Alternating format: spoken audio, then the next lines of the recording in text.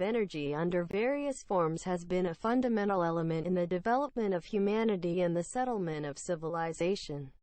Today, one of the most important criteria of the degree of development and prosperity is the amount of energy that societies produce and consume per person.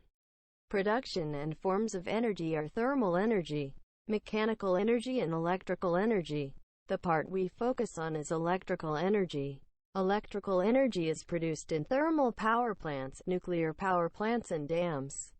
In parallel with the development of measurement techniques and satellite technology, especially since the second half of the 20th century, the world climate has gradually changed in scientific environments, and this change manifests itself in the increase of the average temperature on land and sea surfaces, decrease in average precipitation in some areas, increase in sea level in others.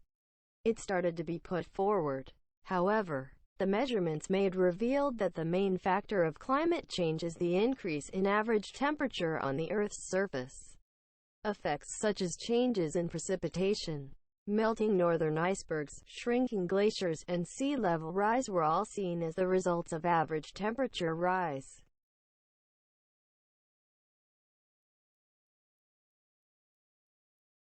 Measurements made with satellites show that snow cover has decreased by 10% since the second half of the 1960s. On the other hand, observations on land prove that in the 20th century the annual icing time in rivers and lakes in the northern hemisphere shortened by 2 weeks.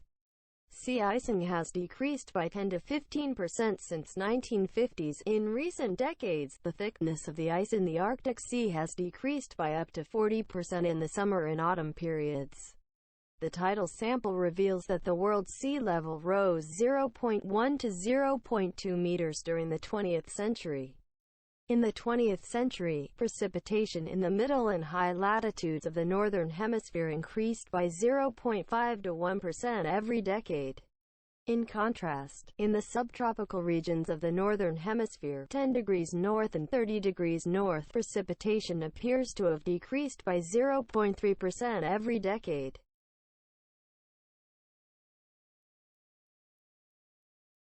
At this stage, the discussions on whether it is a transient phenomenon or its ongoing and continuous tendency in the hundreds have been clarified thanks to much more precise measurements.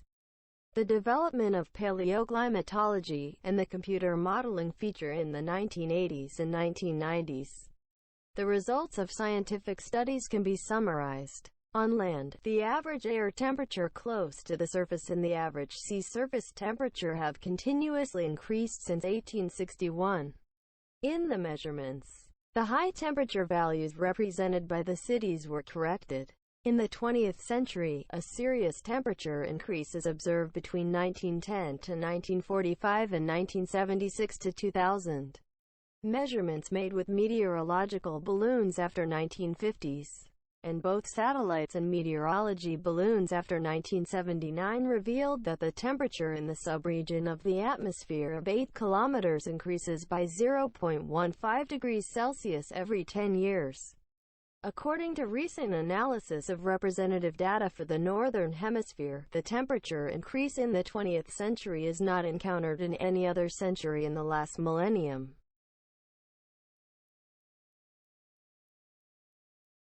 In the last half of the 20th century, an increase of 2 to 4% was observed in the frequency of heavy rainfall events in the middle and high latitudes of the Northern Hemisphere, while the frequency of extremely low temperatures has decreased since 1950. There has been a smaller increase in the frequency of extreme temperatures.